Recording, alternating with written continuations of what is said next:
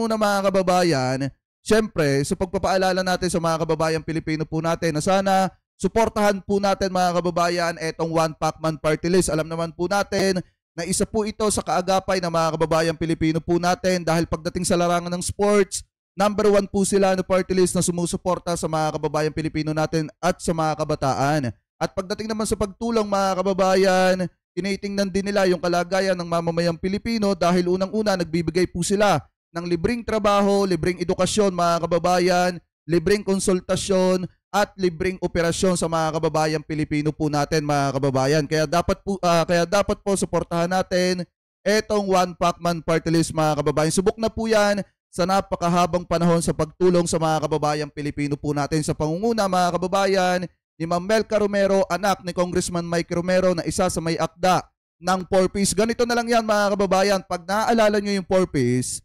maaalala nyo din mga kababayan yung isa sa may akda ng 4Ps na walang iba lang naman kung hindi etong si Congressman Mike Romero mga kababayan. So para mas mapalawig pa kung ano pa yung magagawa para sa i-improve ng 4Ps mga kababayan, suportahan po natin etong One Pacman Party List. Subok na po yan sa mahabang panahon. Ano po, 22 po sa balota. Anyway, mga kababayan, so umpisahan na po agad natin etong ating talakayan. Dito mga kababayan sa nakita muna nating balita. Alam nyo ba ngayon na si Senator Bato de la Rosa pinuputakte mga kababayan at talagang sobra-sobra yung mga pagbira ngayon kay Bato de la Rosa. Kasi kung matatandaan nyo, di ba may bumagsak na helicopter na kung saan si Senator Bato de la Rosa yung unang inihatid. Yung huling inihatid mga kababayan bago po ito bumagsak. So ngayon, kung titingnan yung mabuti, di ba may sinasabi si Bato de la Rosa na ginagamit pa nga mga kababayan yung pangalan ng Diyos. Ano yung sinasabi ni Bato de la Rosa mga kababayan dito?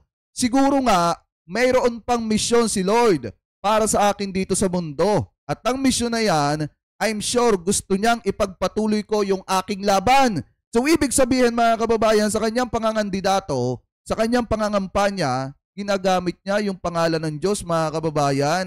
At kaya daw siya buhay ngayon kasi may mission pa daw siya at yun ay ang ipagpatuloy yung kanyang laban. Means mga kababayan, yung kanyang pagiging senador. So dahil po dyan sa mga sinasabi ni Bato de la Rosa mga kababayan, basahin natin itong lumabas na balita galing po sa News 5. Sabi po dito, binatikos ng senatorial candidate na si Liza Maza ang pahayag ni Senator Bato de la Rosa na mission daw ng Diyos para sa kanya ang muling tumakbo bilang senador at ipagpatuloy ang laban kontra droga. Yan po mga kababayan, yung sinasabi dyan ni Bato de la Rosa. Sabi pa dito, para kay Maza, hindi misyon kung hindi konsumisyon ang muling pagtakbo ni de la Rosa na iniimbestigahan ng International Criminal Court, ICC, ukol sa posibleng crimes against humanity dahil sa naging papel niya sa madugong war on drugs ni dating Pangulong Rodrigo Duterte. Ang wasto mong misyon ay managot sa mga kaso mo sa ICC, dagdag ni Maza, na dating kinatawan ng Gabriela Party List, mga kababayan. So ngayon kung titingnan nyo, ito yung pagkakasabi ni Liza Maza mga kababayan kay Bato de la Rosa.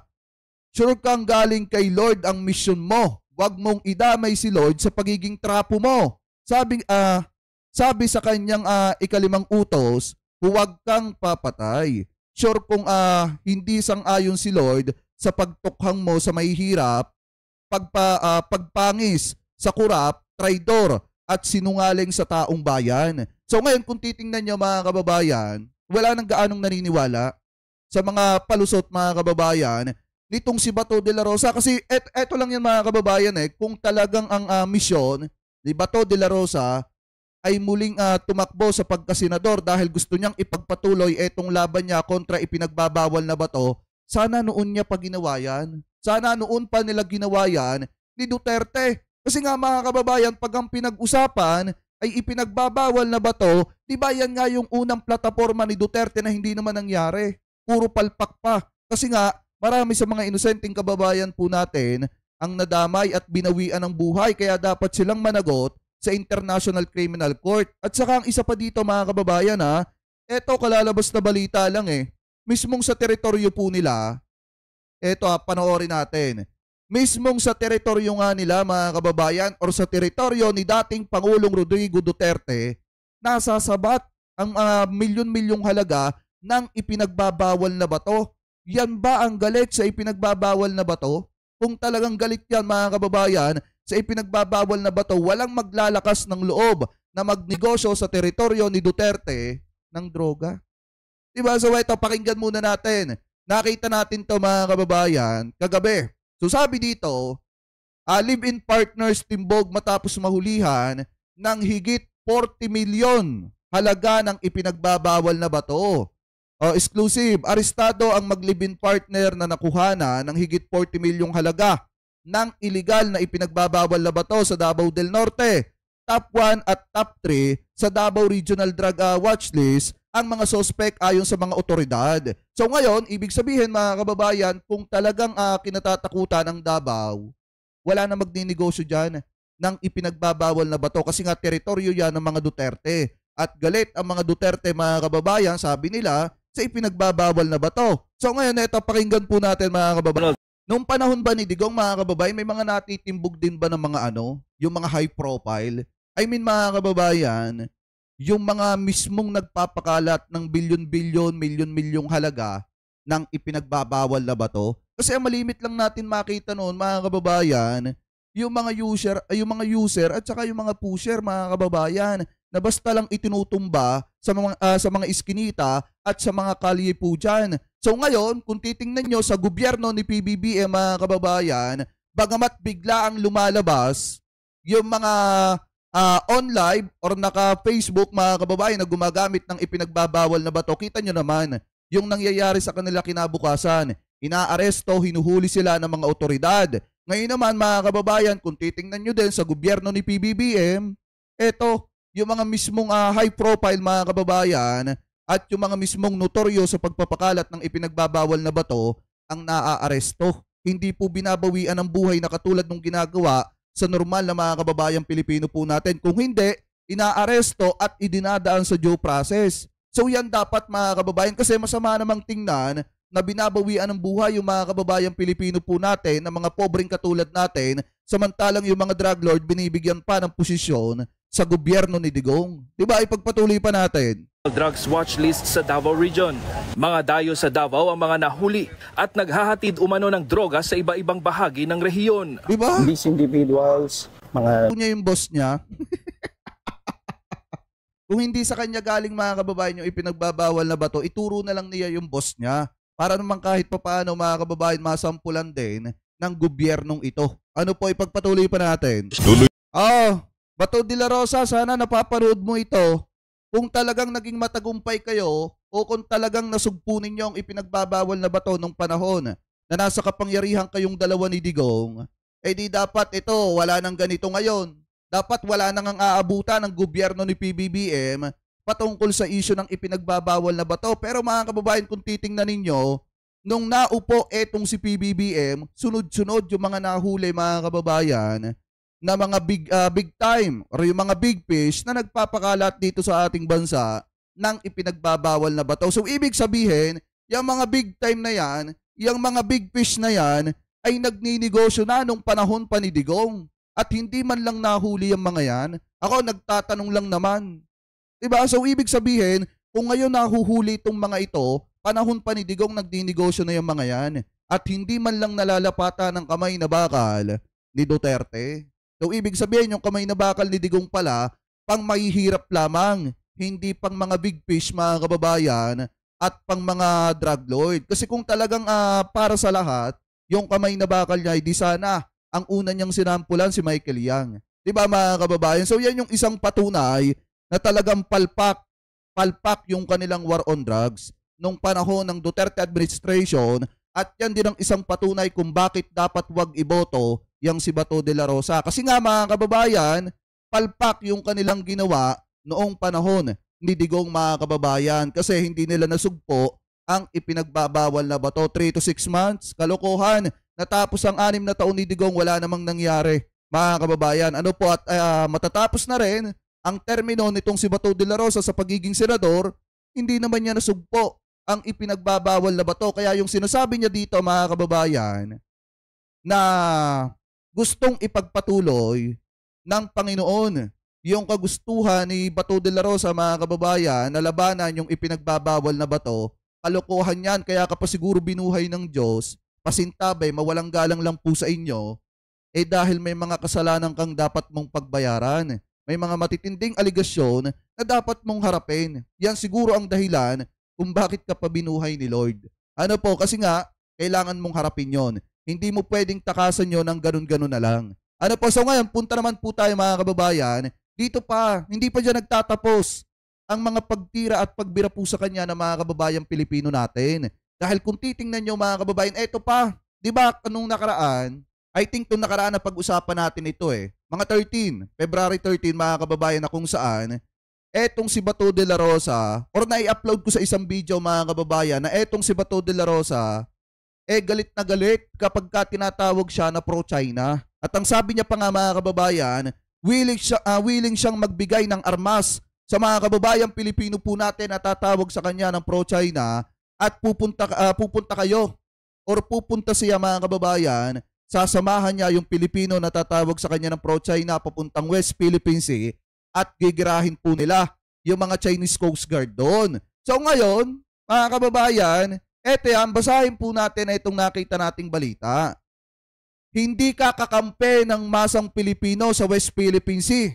Sabi dito, bumuelta si Akbayan Party President Rafaela David laban kay Senator Bato de la Rosa kasunod ang pahayag niya hingil sa West Philippine Sea. Kinwestiyon kamakailan ng senator ang akusasyon na pro-China sila. Too late, Senator members of the Atenito Coalition have already gone to the West Philippine Sea. Not once but twice, despite lacking the resources and influence that your office has, ayon kay David, mga kababayan. You had 6 years to the same, but you choose not. Ibig sabihin, mga kababayan, meron siyang 6 na taon. Meron siyang 6 na taon para ipaglaban ng West Philippine Sea. Ang tanong, ano bang ginawa ni Bato de la Rosa?